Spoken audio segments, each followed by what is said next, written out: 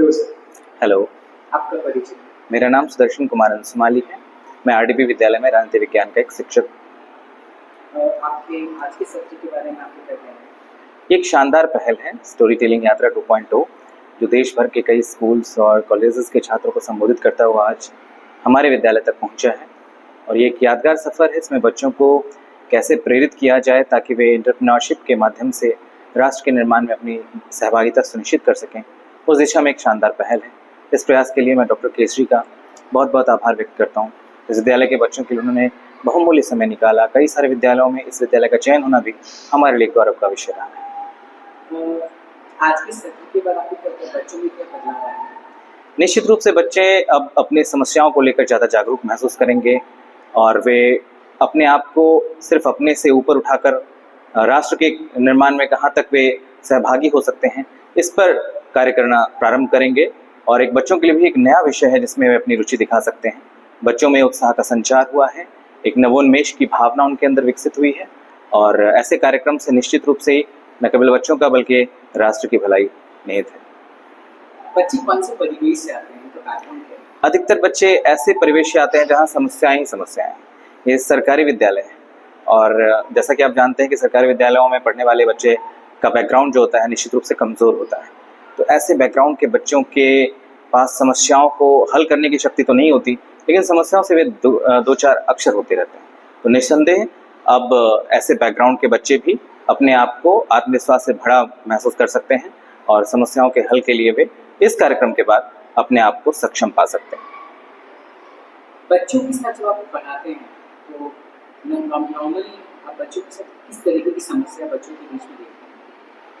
Actually बच्चों के साथ सबसे बड़ी समस्या होती है उनके माता पिता का एक तो सपोर्ट नहीं हो पाना, चूँकि वो मजदूर क्लास के ज़्यादा क्लास से बच्चे आते हैं, तो एक उनको सपोर्ट की कमी रहती है। जैसे कि हम सभी चाहते हैं प्राइवेट स्कूल्स में पेरेंट टीचर्स मीटिंग होती है, वो हमारे सरकारी विद्यालयों में इसका घोर अभाव है। पूरी कोशिश है हमारे विद्यालय प्रधान के भी द्वारा कि किसी भी तरीके से पीटीएम को सुचारू रूप से चलाया जा सके। तो पहली समस्या है कि जो गार्जियन है और जो शिक्षक हैं उनके बीच तालमेल की कमी रह जाती है। हालांकि इसमें भी हम लोग बहुत हद तक अब सफल हो पा रहे हैं। इसके अलावा बच्चों की जो समस्याओं की अगर बात की जाए तो उनका पोषण स्तर जो है वो थोड़ा सा कमज़ोर रहता है। मानसिक विकास में पोषण का भी बेहद महत्व है। जैसा कि हम जानते हैं कि स्वस्थ शरीर में मस्तिष्क का निवास होता है, तो बच्चे का कहीं ना कहीं भरण पोषण अगर बेहतर हो तो बच्चे मानसिक रूप से, हमारे बच्चे किसी भी दूसरे देश के बच्चों को टक्कर देने में सक्षम है। आपको ऐसा लगता है कि बच्चों को ढंग से खाना नहीं मिलता? जी बिल्कुल, पोषण की तो कमी है बच्चों में और ये एक बहुत बड़ा मुद्दा है जिसमें बच्चे शारीरिक रूप से अस्वस्थ हो जा रहे हैं। सरकारी स्कूल के बच्चे अधिकतर उनके रोगों के बारे में उनको और उनके गार्जियन को पता तक नहीं चल पाता है। जब वे हमारे विद्यालय आते हैं बेहोश हो जाते हैं, फिर ऐसा लगता है कि नहीं, उनके पोषण के स्तर की कमी है। हालांकि इस बार बिहार सरकार स्वास्थ्य शिविर विद्यालय में लगवाने जा रही है। एक शानदार पहल है बिहार सरकार का भी, ताकि बच्चों के स्वास्थ्य की देखरेख की रिपोर्ट तैयार की जा सके और इससे भी हम लोगों को बहुत लाभ मिलने वाला है। विद्यालय के बच्चों के साथ साथ शिक्षकों को भी बहुत लाभ होगा। अमूमन एक दो बच्चे कहीं ना कहीं 2-3 दिनों के अंदर में बेहोश होते रहते हैं। एक समस्या है सभी सरकारी विद्यालयों में और ये एक बैकग्राउंड की कमजोरी है, उनकी कमजोर बैकग्राउंड के आने की वजह से ही ऐसी समस्या देखने के लिए मिलती है। बच्चों के लिए कोई संदेश? अगर हम स्टोरी टेलिंग यात्रा 2.0 के माध्यम से संदेश देना चाहें तो एक शानदार पहल है बच्चों आपके लिए।